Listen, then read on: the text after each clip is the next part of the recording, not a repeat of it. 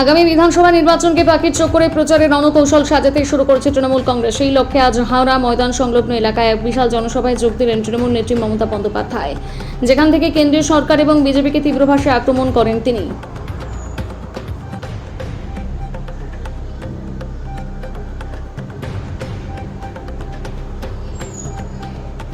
বঞ্চনা বনাম উন্নয়ন এদিনের বক্তৃতায় মুখ্যমন্ত্রী নিশানে ছিল মূলত কেন্দ্রীয় বঞ্চনা। হাওড়া ময়দানে মেট্রো চ্যানেলের পাশে আয়োজিত এই সভা থেকে মমতা বন্দ্যোপাধ্যায় অভিযোগ করেন যে বিজেপি রাজনৈতিকভাবে লড়াই করতে না পেরে ইডি এবং সিবিআই এর মতন কেন্দ্রীয় সংস্থাকে হাতিয়ার করছে। তিনি এদিন কটাক্ষ করে কি বলেছেন শোনাবো।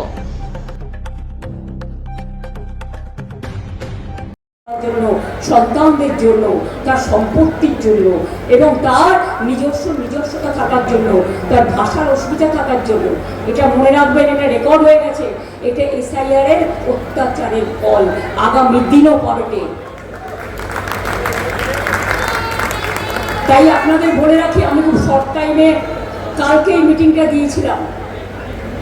আজকের মধ্যে আপনারা যে এত মানুষ এসছেন, এত মানুষের পদার্পণ ঘটেছে, আমাদের মিটিং করার জন্য রেলে করে লোক নিয়ে আসতে হয় না, আর বাইরের রাজ্য থেকে বাসে করে লোক নিয়ে আসতে হয় না। আমি তো সব জানি, আপনাদের মিছিলে বাইরের লোক আসে আর রেলে করে লোক আসে। আমরা লোকাল লোকেদের নিয়ে মিটিং করি, তার কারণ স্থানীয় মানুষদের আমি বেশি প্রায়োরিটি দিই। তারাই আমাদের অ্যাসেট এবং তারাই বাজাবে ক্যাসেট। আমি চাই আপনাদের বলি, একটা রাজ্যকে জোর করে দখল করা যায় না। 100 দিনের টাকা বন্ধ করেছেন, গান্ধীজির নাম বাদ দিয়েছেন, আপনারা বাদ দিয়েছেন, আমরা গ্রহণ করেছি। আমরা গান্ধীজির নামে মত মাসি প্রোগ্রাম করেছি। আপনারা জলে देता है और आप कहते हैं कि बंगाल जल रहा है। बंगाल नहीं जल रहा है, आप जल रहा है। और 4 तारीख में रिजल्ट निकालेगा तो देखेंगे জ্বলবেন আর লুচির মতো ফুলবেন। দেখে রাখুন, আমাদের যা মাইনাস জায়গাগুলো ছিল কালকে আমরা এগিয়ে গেছি। বিজেপি অনেক শিখে হারবে। এবারে মনে রাখবেন, যা সিট ছিল তার অর্ধেকও পাবে না। সেই জন্য বাংলা কামড়ে আজকে অমিত বাবুকে মিটিং করতে হয়েছে প্রশাসনকে নিয়ে। ভয় দেখাচ্ছেন সবাইকে।